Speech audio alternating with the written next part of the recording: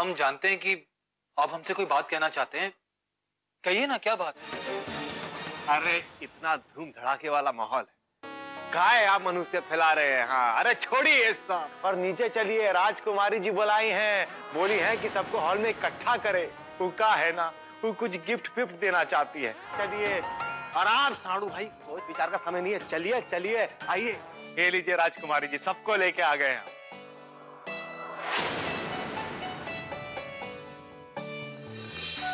हमारे परिवार की कुछ परंपराएं हैं, उन्हें निभाते हुए हम आप सबके लिए कुछ गिफ्ट लाए हैं। पापा, ये आपके लिए। मामी,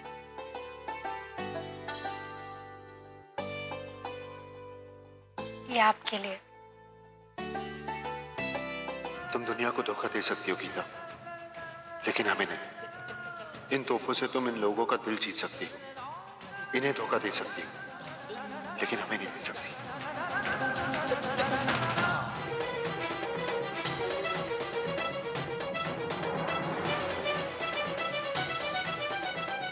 आप देखिए ना, आपका गिफ्ट आपको कैसा लगा? मैं दूसरों की तरह बेशरम थोड़ी ना, जो आपका टाइम वेस्ट करूंगी गिफ्ट खोल के।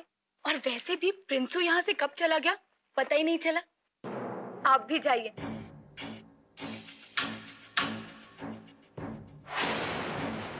मामी आ गई बेटा, बहुत देर कर दी आने में। हमारा तो सोच सोच के परान सूखा जा रहा था। एक तरफ ही राहुल है, दूसरी तरफ बसंत और प्रिंस घेरे खड़े हैं, और तीसरी तरफ ही ये मालिनी यादव भी चली गई ना मन्नत पुरवाने। ये बेटा, कहीं प्रिंस ने तुमको? नहीं मामी, जब तक हम कमरे में गए प्रिंस सो चुके थे। आज की रात तो किसी तरह निकल गई, लेकिन कल की रात का नहीं मामी। तुम चिंता ना करो बिटिया, उसका ये व्यवहार तभी तक है जब तक उसको सच्चाई का एहसास नहीं हो जाता। जौन दिन उसको सच्चाई का पता चल जाएगा, सुहाग रात प्यार व्यार सब खत्म हो जाएगा।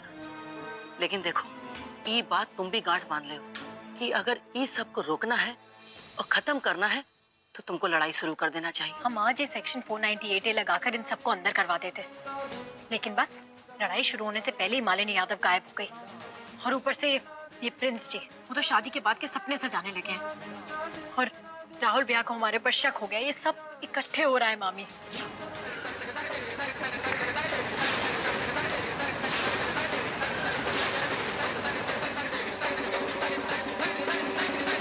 तो ये शादी धर्म युद्ध के लिए की जाती है।